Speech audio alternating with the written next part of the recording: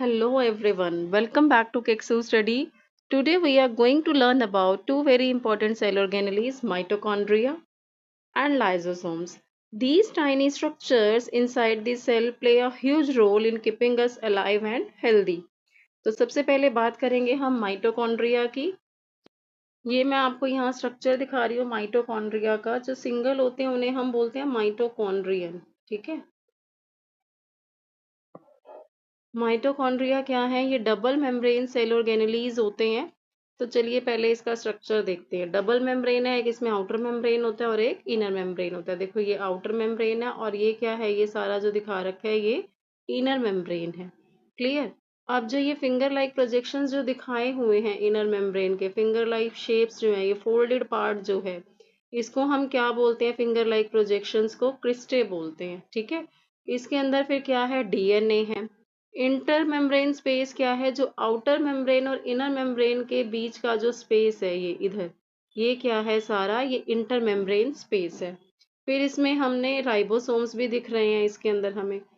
और मैट्रिक्स क्या है? मैट्रिक्स मैं अभी आपको समझाऊंगी। जो क्रिस्टे के अंदर फ्लूइड भरा है उसे हम क्या बोलते हैं? मैट्रिक्स बोलते हैं। ठीक है।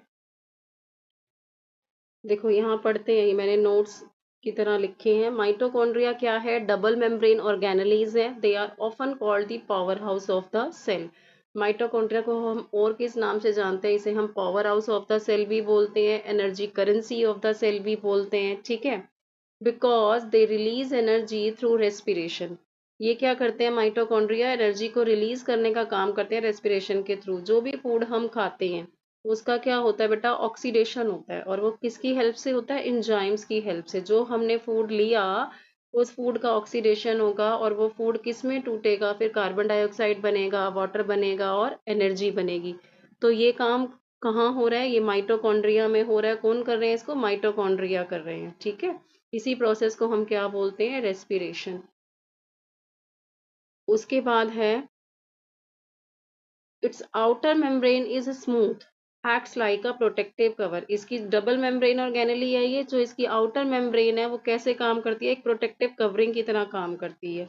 फिर यहाँ से देखते हैं, it's inner membrane is highly folded with finger like shapes called cristae. इसका जो इनर मेम्ब्रेन है बेटा, इस तरीके से जो बन रहा था उसमें फिंगर लाइक प्रोजेक्शंस है जिसको हम क्रिस्टे के नाम से बोलते हैं। ये जो फोल्ड्स हैं, एक्चुअली ये फोल्ड करके जो अंदर पड़ी है इसमें क्रिस्टे जो हैं, ये क्या है? ये सरफेस एरिया बढ़ाने का काम कर रहे हैं ताकि ज्यादा से ज्यादा केमिकल रिएक्शंस इसके अंदर हो। स्पेशली क्या हो? Production of ATP. In folds के अंदर जो है एक फ्लूइड होता है जिसको हम क्या बोलते हैं? मैट्रिक्स या फिर ल्यूमेन, या ल्यूमेन भी बोल सकते हैं उसको, या मैट्रिक्स। इन फोल्ड्स के अंदर एक फ्लूइड प्रेजेंट होता है। ये मैट्रिक्स क्या करता है? इस मैट्रिक्स के अंदर इंजाइम्स डले हैं that help in the production of ATP during cellular respiration. Cellular respiration क्या पढ़ा था हमने? ये जो हम पढ़ रहे थे ये क्या है? Cellular respiration. तो यही जो मैट्रिक्स है इसके अंदर वो इंजाइम्स हैं जो किस में हेल्प करते हैं? सेलुलर रेस्पिरेशन के अंदर। क्लियर? अगर इसका स्क्रीनशॉट लेना चाहो तो वो ले लो। यहाँ पढ़ते हैं, देखो। एटीपी जो है वो केमिकल एनर्जी है जो किस केमिकल फॉर्म में प्रोड्यूस होती है और जिसको हम क्या बोलते हैं? एटीपी का फुल फॉर्म क्या है? Adenosine try phosphate. अब जो आउटर मेम्ब्रेन और जो इनर मेम्ब्रेन थी ऐसे, और जो ये आउटर मेम्ब्रेन थी, इनके बीच में क्या था? स्पेस था। ये स्पेस क्या था? इंटरमीडिएट स्पेस था। ये नैरो स्पेस है between outer and inner membrane, जो किस लिए होता है? Transfer of molecules and ions के लिए। आउटर मेम्ब्रेन का सरफेस एरिया क्या है? इनर मेम्ब्रेन के सरफेस एरिया से बड़ा होता है। इनर मेम्ब्रेन में क्या है? आपको फोल्ड्स जरूर दिखते हैं। ठीक है। इनर मेम्ब्रेन में आपको फोल्ड्स दिखते हैं इस तरीके से, जो सरफेस एरिया को बढ़ाने का काम करते हैं। लेकिन अगर हम कंपेयर करें इनर मेम्ब्रेन और आउटर मेम्ब्रेन के एरिया को, तो जो आउटर मेम्ब्रेन का जो एरिया है वो इनर मेम्ब्रेन के एरिया से ज्यादा होता है। अब इस माइटोकॉन्ड्रिया की, इस सेल ऑर्गेनेली की अपनी डीएनए और अपने ही राइबोसोम्स हैं, अपना जेनेटिक मटेरियल है इसके पास। तो ये अपने नंबर भी बढ़ा सकता है, ये रेप्लिकेट भी कर सकता है। ठीक है। अपने लिए ये प्रोटीन बनाता है, राइबोसोम्स हैं इसके पास अपने। ठीक है। हमारे रेड ब्लड सेल्स हैं उसमें कोई भी माइटोकॉन्ड्रिया प्रेजेंट नहीं है, नो माइटोकॉन्ड्रिया है ही नहीं उसमें। तो ये कितने नंबर में प्रेजेंट है, ये किस पे डिपेंड करता है कि किस सेल की क्या एक्टिविटी है, कौन सी सेल कौन सा काम कर रही है। Its number depends upon the physiological activity of the cell. Clear है? जैसे मैं लीवर सेल्स की अगर बात करूं, लीवर सेल्स हैं या मसल सेल्स हैं हमारी, उसमें जो माइटोकॉन्ड्रिया, नंबर ऑफ माइटोकॉन्ड्रिया होते हैं वो 100 से लेकर 2000 तक उसमें प्रेजेंट होते हैं। तो किस पर डिपेंड कर रहा है? Physiological activity of the cell कि कितने नंबर ऑफ माइटोकॉन्ड्रिया हैं, वो एक्टिविटी ऑफ सेल पे डिपेंड करता है, सेल की कितनी एक्टिविटी है। क्लियर है? इसका स्क्रीनशॉट ले लीजिए। ये मैंने लिख भी दिया यहाँ है। In red blood cells no mitochondria, liver cells और मसल सेल्स 100 से 2000। इसके फंक्शंस क्या क्या है माइटोकॉन्ड्रिया के? It's main function is cellular respiration, जो कि मैं पहले ही समझा चुकी हूँ, किस तरीके से हम जो फूड खाते हैं उस पर कैसे ऑक्सीडेशन होता है एंजाइम्स की हेल्प से, और कार्बन डाइऑक्साइड, वाटर और एनर्जी बनती है। तो इसका मेन फंक्शन क्या है? सेल का रेस्पिरेशन। अच्छा, माइटोकॉन्ड्रिया क्या कर रहा है? माइटोकॉन्ड्रिया जो मैंने आपको समझाया था कि इस तरीके से फूड में ऑक्सीडेशन होता है, O2 प्लस इंजाइम्स, और क्या बनता है? Carbon dioxide plus water plus ATP की फॉर्म में एनर्जी बनती है। वही समझाया हुआ है। ये mitochondria take in oxygen and glucose कहाँ बनता है? जो हमने खाना खाया उससे ग्लूकोज बना। तो वो ग्लूकोज और ऑक्सीजन जो है और एंजाइम्स जब उस पर काम करेंगे फूड पर, तो एनर्जी किसके फॉर्म में रिलीज होगी? एटीपी के अंदर, जो कि सारी कहाँ हो रही है? ये माइटोकॉन्ड्रिया के अंदर। एटीपी क्या है या माइटोकॉन्ड्रिया क्या है? Energy currency of the cell, powerhouse of the cell. All cell activities like growth, repair, movement, transport, उसको सब एक्टिविटीज को करने के लिए क्या चाहिए? हमें एटीपी चाहिए। ठीक है? सारी एक्टिविटीज जो होंगी, जैसे ग्रोथ है, रिपेयर है, मूवमेंट है, ट्रांसपोर्ट ऑफ मटेरियल है, they are called semi-autonomous organelles because they have their own DNA and ribosomes. Mitochondria के पास अपना डीएनए और अपना राइबोसोम्स है, इसीलिए हम इसे क्या बोलते हैं? Semi autonomous organelle. They reproduce themselves, मैंने अभी बताया, ये रेप्लिकेट भी कर सकते हैं, अपना नंबर खुद से बढ़ा सकते हैं।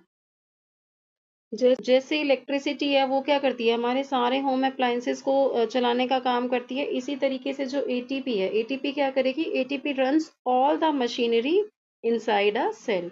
ठीक है? इसका स्क्रीनशॉट लेना चाहो तो ले लो। लाइजोसोम, लाइजोसोम का स्ट्रक्चर है ये। लाइजोसोम जो है स्फेरिकल शेप में होते हैं। ठीक है? ये सेल के अंदर जो है ये क्या है? लाइजोसोम। ये सिंगल मेम्ब्रेन स्फेरिकल ऑर्गेनेली होती है, सिंगल मेम्ब्रेन होती है ये। जैसे माइटोकॉन्ड्रिया में हमने क्या पढ़ा था? वो डबल मेम्ब्रेन थी, तो ये कैसी है? ये सिंगल मेम्ब्रेन्ड है। ठीक है? और शेप में कैसी है? ये स्फेरिकल शेप में है, और एनिमल सेल्स के अंदर ये होती है। इसमें क्या है? डाइजेस्टिव एंजाइम्स डले हैं इसमें। जैसे देखो ये सेल में दिखा रखे हैं, ये जितने ग्रीन से हैं ये लाइजोसोम्स हैं। ये वो ऑर्गेनेलीज हैं जो किसके लिए रिस्पॉन्सिबल है? For breaking down cellular waste. Cell का जो भी वेस्ट है उसको ब्रेक डाउन करेगी। क्या होते हैं इसके अंदर? डाइजेस्टिव एंजाइम्स होते हैं। They have a low pH meaning they are acidic. ठीक है? पीएच का वैल्यू होता है ना, 7 पे न्यूट्रल होता है, 7 से बिलो जो होता है वो एसिडिक होते हैं, 7 से अबव जो होते हैं वो बेसिक होते हैं नेचर में। तो पीएच जिसका है इनका लो है on the inside, meaning they are acidic, that allow the digestive enzymes to work, जो परमिशन देते हैं ताकि डाइजेस्टिव एंजाइम्स काम कर सकें अपना। इसके बारे में अभी डिटेल में पढ़ा रही हूँ मैं। लाइसोसोम्स क्या है? लाइसोसोम्स हैं small spherical bag like structures हैं। ये मैंने अभी आपको डायग्राम भी दिखाया इसका। स्फेरिकल शेप में होते हैं, स्फेयर शेप में बैग की तरह होते हैं। साइज क्या है? 0.1 से 1.2 माइक्रोमीटर इन डायामीटर। ठीक है? इनका डायमीटर कितना होता है? 0.1 से 1.2 micrometer. Single membrane spherical organelle हैं, found in animal cells. They contain digestive enzymes that break down waste materials, worn out organelles and harmful substances, protein, fats and carbohydrates. इनके अंदर डाइजेस्टिव एंजाइम्स डले हैं जो किन किन को तोड़ रहे हैं? जो सिंपलेस्ट फॉर्म में तोड़ते जाते हैं, वेस्ट मटेरियल को तोड़ रहे हैं, जो ऑर्गेनेलीज वॉर्न आउट हैं, जो ठीक है, जो डैमेज हो चुकी हैं, और हार्मफुल सब्सटेंसेज हैं उनको ब्रेक कर रहे हैं, प्रोटीन्स को, फैट्स को, कार्बोहाइड्रेट्स को। ये 40 डिफरेंट पावरफुल डाइजेस्टिव एंजाइम्स से फिल्ड होते हैं। लाइसोसोम्स के अंदर 40 पावरफुल डाइजेस्टिव एंजाइम्स हैं अलग अलग, जैसे लाइपेज है, कार्बोहाइड्रेट्स है, इस तरीके के 40 एंजाइम्स हैं इसके अंदर। ठीक है? दीज एंजाइम्स, ये एंजाइम्स बनते कहाँ हैं? ये लाइसोसोम्स में नहीं बनते, ये बनते हैं एंडोप्लाज्मिक रेटिक्यूलम में। ये एंजाइम्स एंडोप्लाज्मिक रेटिक्यूलम में बनते हैं और काम कहाँ कर रहे हैं, ये लाइसोसोम्स के अंदर, ठीक है। फिर वहाँ लाइसोसोम्स में जाके वहाँ पे ये क्या कर रहे हैं, ब्रेक डाउन कर रहे हैं वेस्ट मटेरियल को, वो हार्मफुल सब्सटेंसेस को। अब जो लाइसोसोम्स हैं, इसके अंदर जो फ्लूइड था, जो इसका ल्यूमेन है, वो किससे फिल्ड है, हाइड्रोलिटिक एंजाइम से, जिसको हम डाइजेस्टिव एंजाइम बोलते हैं। The lumen of lysosome is filled with hydrolytic enzyme, जिसको डाइजेस्टिव एंजाइम बोला जाता है, ठीक है। इसका स्क्रीनशॉट। ये एंजाइम्स किस में काम करते हैं, एसिडिक मीडियम में, ठीक है। These enzymes work best in acidic medium. यहाँ फंक्शंस देख लेते हैं लाइसोसोम के। They digest food particles inside the cell, cell के अंदर फूड पार्टिकल्स को डाइजेस्ट करने का काम कर रहे हैं। और क्या करेंगे, दे डिस्ट्रॉय, जो हम पढ़ चुके हैं, they destroy worn out organelles और डैमेज्ड ऑर्गेनेलीज, ये लिखा भी है मैंने, waste disposal. They destroy worn out और damaged organelles. Defence, they kill bacteria and virus, जो सेल के अंदर हार्मफुल बैक्टीरिया एंटर कर जाते हैं, ठीक है, वायरस, उसको भी क्या करते हैं, किल करने का काम करते हैं। उसके बाद है इसमें cell death. If cell is old और badly damaged, lysosomes can break it completely. अगर सेल पुरानी हो चुकी है या सेल जो है वो बैडली डैमेज हो चुकी है, तो लाइसोसोम क्या करते हैं, उसको ब्रेक कर देते हैं। This process is called autolysis, कि अपने आप को ही डाइजेस्ट कर लेना, अपने आप को ही क्या किया इसने, सुसाइड कर लिया एक तरीके से। That's why lysosomes are called suicidal bags of the cell. जब सेल पुरानी हो जाएगी, डैमेज हो जाएगी, तो क्या करेगा, उसको ब्रेक कर देगा कंप्लीटली, एक तरीके से अपनी ही सेल को ये खा जाएगा। इसको हम ऑटोलिसिस बोलेंगे। इसी कारण से लाइसोसोम को हम सुसाइडल बैग्स बोलते हैं। लाइसोसोम्स को आप कैसे कंपेयर कर सकते हो, गार्बेज डिस्पोजल सिस्टम होता है एक सिटी का। अगर सिटी में से वेस्ट नहीं हटाया जाए तो सिटी क्या होगी, डर्टी और अनहेल्दी हो जाएगी।